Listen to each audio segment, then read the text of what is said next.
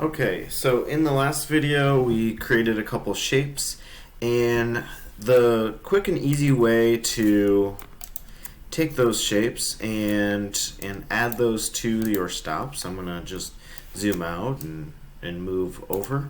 I'm actually gonna put my stop right over here, right over where Ballard High School is, and you notice I'm being kind of inexact about that because it's pretty fine to just kind of keep it there. We have a couple different ways of actually creating more of those. The one that I just used right there, you can actually hold the Alt key and then click and drag, and that's going to make another copy. So you can see I have a second ellipse right there. If I wanted another one from there, I can hold that Alt key again and go on and on and on.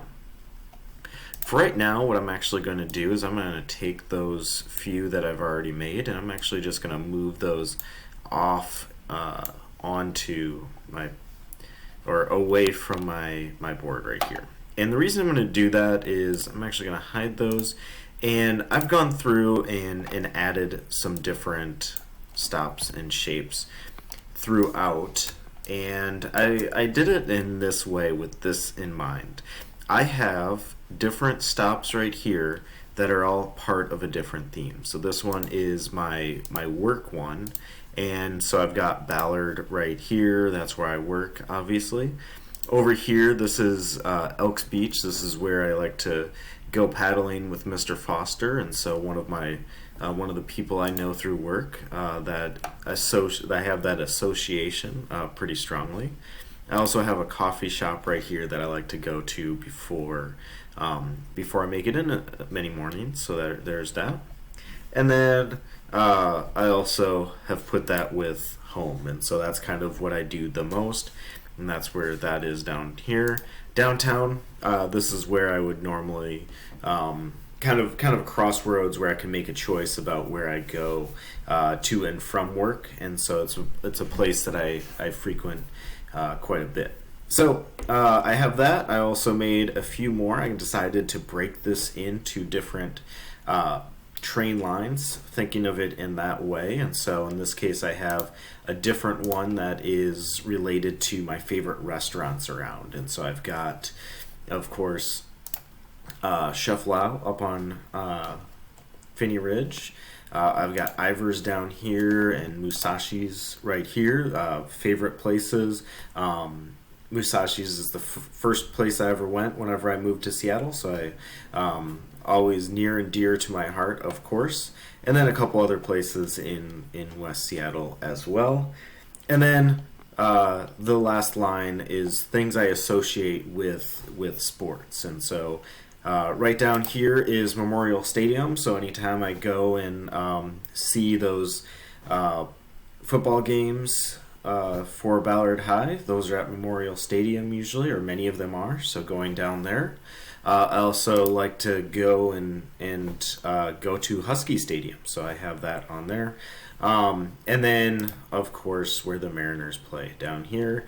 And then the last one is just I usually, before I go to those football games at UW, I usually stop at Ivar's right there. So there's kind of a theme there as well.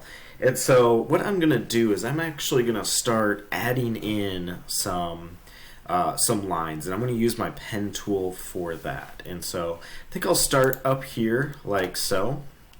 And when I take my pen tool, I had this object selected right here, and I switched over to my pen tool. All of those same attributes stayed, so the outline is going to stay red. I know I'm going to have an outline that's red. That's what I want. That's good. But I'm going to make the fill nothing. And so I'll also kind of go over here and show you it. You can have the computer kind of automatically select those properties for you for those different lines. But I'm going to start right here with this one, and I'm going to start with my pen tool right here, and just to really quickly show you what happens when you do keep that fill on is I'm going to click and click to the center there. If I'm holding shift, it'll stay a horizontal line for sure. Many train lines, as we saw in that video, are at a 45-degree angle. We can also see smart guides that are showing up, and so there's an intersection with the middle of that line right here. So if I click and then draw a vertical line as well, it's going to hit the center, which is what I want. But uh-oh, look at that right there. It started to fill in, and that's not really what I want. And so in this case, I can actually go over to my toolbar and select none. I could select that line with my select tool, go up here and select none, or I can go over here to my color panel and select none, or I can go to my appearance panel right here in properties, and as long as I have that selected with the select tool, I can also select none as well. So there's many different ways. You will find a specific spot that a specific way to do this that makes sense to you, so that's all good. I kind of stopped my path right here, and I want to continue it on. And so what I'm going to do is I'm actually going to move my mouse, and I get the pen tool icon, but then a little slash next to it. And that little slash tells me that I'm going to continue on with my path. So I'm going to click there. It's all going to become part of one. I'm holding shift to keep it at 45 and waiting for those guides. And I just like things to line up, and I can always change those later on. And then let's see, again, I'm going to actually, let's see, how am I going to do this? And this is where I have some choices. So I know my path usually takes me here, so I'm actually going to bring that down, and then at my 45 right here. And I did miss, but that's okay. With the pen tool, I can actually make some changes. And so if I have my select tool, that makes changes to everything, but my direct select tool allows me to actually select individual points. And so what I can actually do is I kind of click somewhere off into space so that I'm not selecting anything, and then I can click on that individual path and move it straight down. That's good. That keeps my 45-degree angle. And then what I can also do is move that in. Okay. And I'm noticing that right here I actually should probably move that straight over as well, and this one straight over as well. So there we go.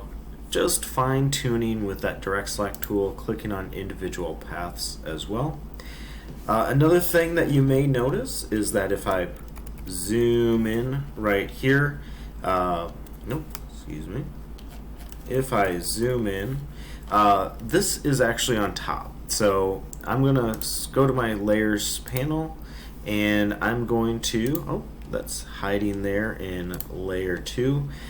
And the path that I just created is up here, and if I move that down below those stops, so all of my red stops, as long as it's below there, it's actually going to show up. And this is kind of a way to hide some of that overlap, is I have things of the same color and you can't tell where they stop. One starts and one stops.